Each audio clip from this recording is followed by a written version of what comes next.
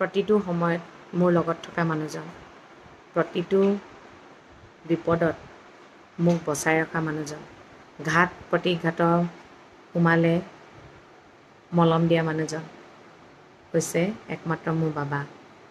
বাবা মানে মোৰ সাই বাবা, গম পাইছেনে?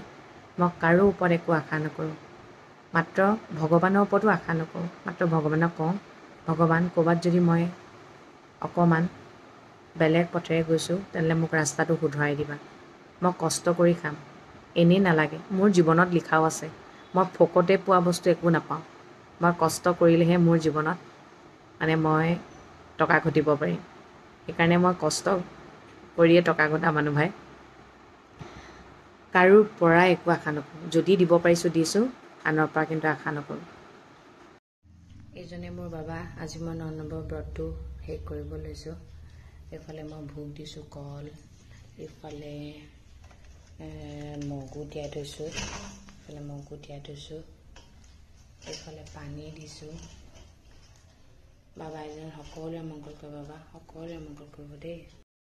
আমাৰ ছোৱালী মানে এনেকুৱা, মন্দিৰ যাম বুলি ক'লোঁ যে একদম ৰাতিপুৱা শুই উঠিয়ে গা চা ধুই ওলাই মেলি টমটমত যোৱা বুলি ক'লে ইমান ভাল পায়। তাই গাড়ীতকৈও মানে টমটমত বিৰাট বেছি ভাল পায় আৰু অকলে বহে। মোক মানে তাইৰ লগত বহিব নিদিয়ে। এয়া চাই আছোঁ আৰু তাই বিৰাট ভাল পাইছে। আৰু এইফালে মই দেখাই দিছোঁ চাদৰ মেখেলা পিন্ধি গৈছোঁ। যিমানে যি নহওক ন, ভগৱানৰ ঠাই ভাল লাগিছে। এইফালে ফুলৰ মালা দোকান খুলিছে, মানে দৰং মহাবিদ্যালয় ওচৰ পালেহি।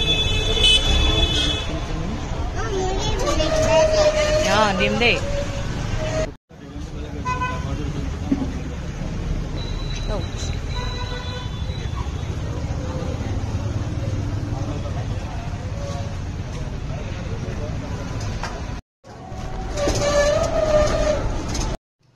গণেশ ঘাটৰ সাই বাবা মন্দিৰ দেই, খোলা।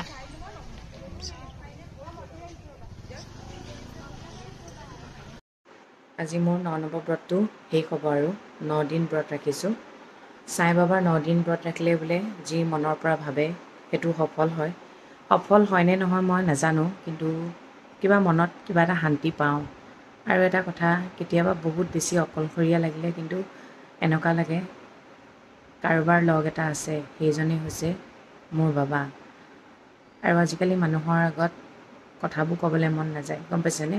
কিবা এটা দুখ লাগিলেও ক'বলৈ মন নাযায়, সুখ লাগিলে কওঁ, পিছে দুখ লাগিলে নকওঁ। কিয়নো বেয়া লাগে, আনৰ বা দুখ কিমান আছে ন, সকলোৰে সুখ দুখ আছেই যিহেতু।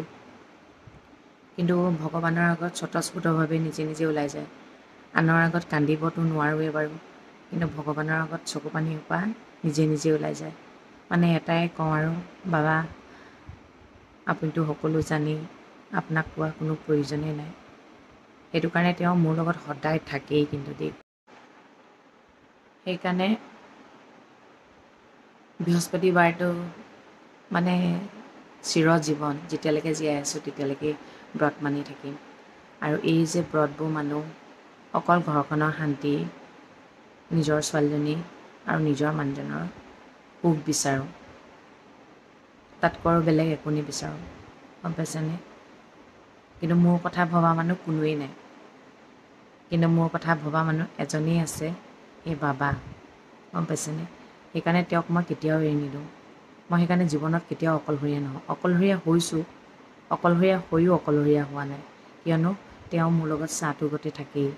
যেতিয়াই অকলশৰীয়া হৈ পৰোঁ, যেতিয়াই বাট নেদেখা হওঁ, যেতিয়াই কিবা এটা হওঁ, কিন্তু মনত শক্তি এটা দিয়া মানুহ তেওঁৱেই আছে। যোনে মানে তেওঁ জানে, যোনে নামানে তেওঁলোকৰ কাৰণে অকণমান আচৰিত। যেতিয়া বাবাক অকণমান ধুনীয়াকৈ সজাব পাওঁ তেতিয়া বৰ ভাল লাগে। আজি নাৰ্জী ফুলপাহ আনি দিছোঁ। মালা কিনিবলৈ হ'লে ইয়াত বহুত দূৰলৈ যাব লাগে জানেনে, তেজপুৰত। আৰু আজি বাবাক নতুন কাপোৰ দি দিছোঁ। চাওক কালাৰটো ইমান ধুনীয়া লাগিছে ন, জিলিকি আছে। এনেও বাবা জিলিকি থকা, তাতে আৰু জিলিকি পৰিছে। এইফালে মই মগু দিছিলোঁ, কল দিছিলোঁ দেই বাবা।